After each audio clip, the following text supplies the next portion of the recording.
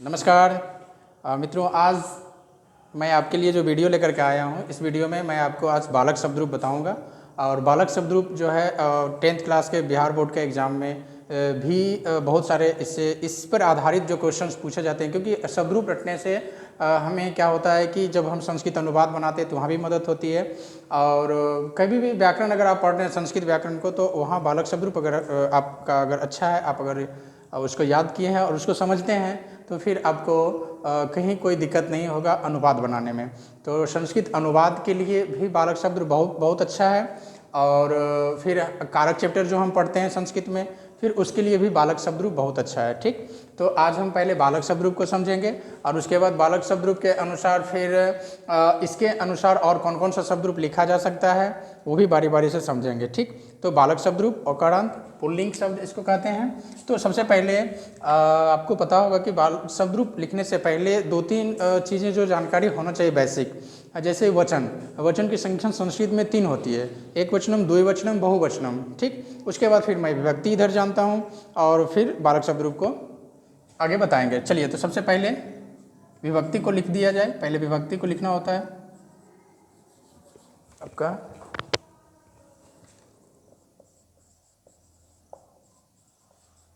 ये विभक्ति हो गया इस तरह से,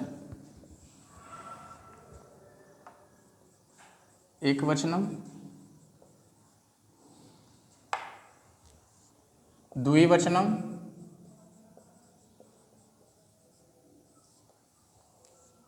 बहुवचनम। संस्कृत में 3 प्रकार के वचन को पढ़ा जाता है। ठीक, फिर विभक्ति में सबसे पहले प्रथमा विभक्ति जो होती है, और फिर उसके बालक शब्द रूप का एक वचनम का रूप, द्विवचनम का और बहुवचनम का। तो विभक्ति प्रथमा एक वचनम में बालकः होता है, बालकः, द्विवचनम में बालकौ और बहुवचनम में बालकः, बालकः, बालकौ, बालका। ठीक, प्रथमा विभक्ति एक वचनम बालकः, प्रथमा विभक्ति द्विवचनम बालकः और प्रथमा विभक्ति बहुवचनम बालका। ठीक है, अब आते हैं प्रथमा विभक्ति के बाद द्वितीय विभक्ति।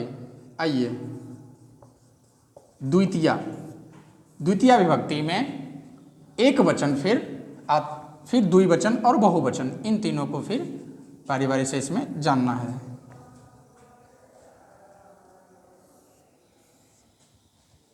बहुत ही इम्पोर्टेंट है व्याकरण के लिए। द्विवचन बालकम, बालकौ, बालकान।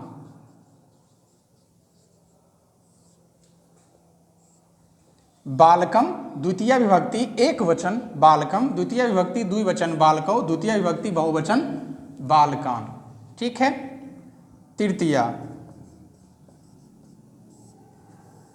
तृतीया एक वचन बालकेन। ध्यान देना है कि बालकेन जब यहाँ लिखा जाता है तो न, तवर्ग का न का प्रयोग करें, न कि टवर्ग का। ठीक, न, बालकेन, बालकाभ्याम, बालकः, बालकः।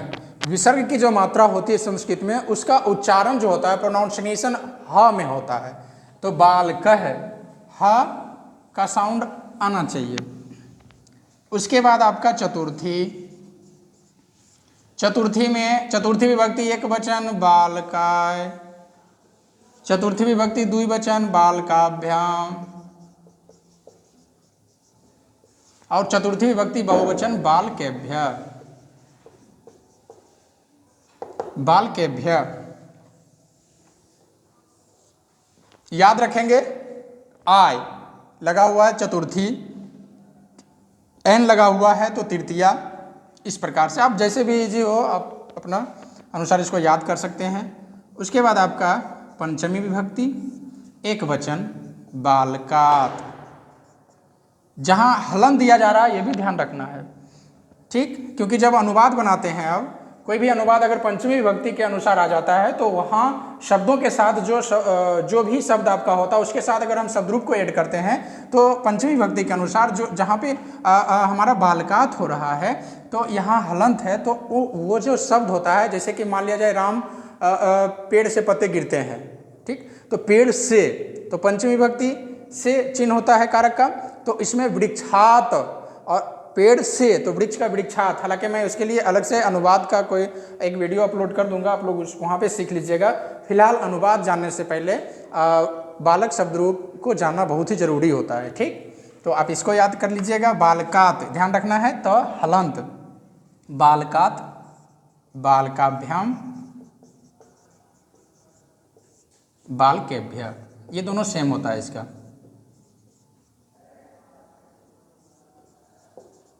बालकेभ्य, चतुर्थी का द्विवचन, पंचमी का द्विवचन, चतुर्थी का बहुवचन, पंचमी का बहुवचन, ये दोनों सेम होता है। तो आप इस तरह से भी ट्रिक से, जैसे आपको आसान बुझाए आप याद कर लेना इसको। चलिए, पंचमी विभक्ति के बाद आता है षष्ठी। षष्ठी में बालकस्य,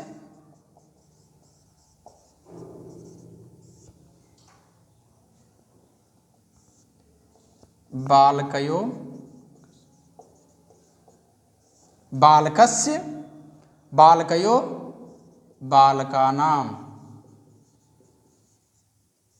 बालकस्य षष्ठी विभक्ति एक वचन, षष्ठी विभक्ति एक वचन, बालकस्य षष्ठी विभक्ति द्विवचन, बालकयो, और सब षष्ठी विभक्ति बहुवचन, बालकानाम,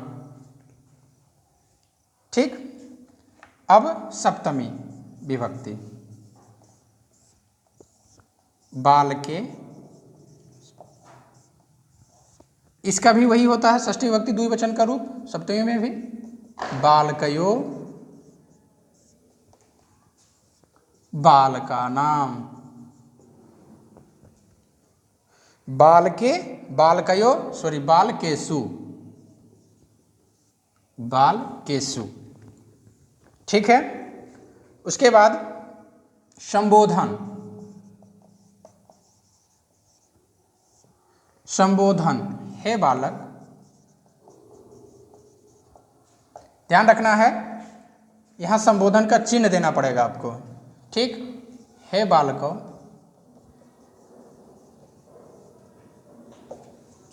हे बालका, ये आपका पूरा बालक शब्द रूप हो गया, ठीक। एक बार पढ़ के मैं बता देता हूं आपको याद कैसे करना है। प्रथमा विभक्ति, ये सारा विभक्ति है, ठीक है, ये विभक्ति हो गया।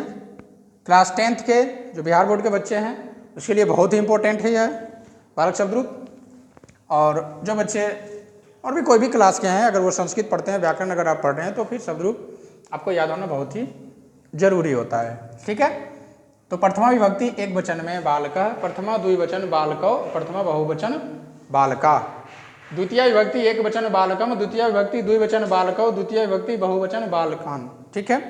तृतीय विभक्ति एक वचन बालकेन, तृतीय द्विवचन बालकाभ्याम, तृतीय द्विवचन बालकै, चतुर्थी एक वचन बालकाय, चतुर्थी द्विवचन बालकाभ्याम, चतुर्थी बहुवचन बालकेभ्य, पंचमी एक वचन बालकात्, पंचमी द्विवचन बालकाभ्याम, पंचमी बहुवचन बालकेभ्य, षष्ठी एक वचन बालकस्य, बालकयो, बालकानाम, सप्तमी एक वचन बालके, सप्तमी द्विवचनम बालकयो, सप्तमी बहुवचनम बालकेषु, संबोधन एक वचनम है बालक, संबोधनम द्विवचनम है बालकौ, और संबोधनम बहुवचनम है बालका।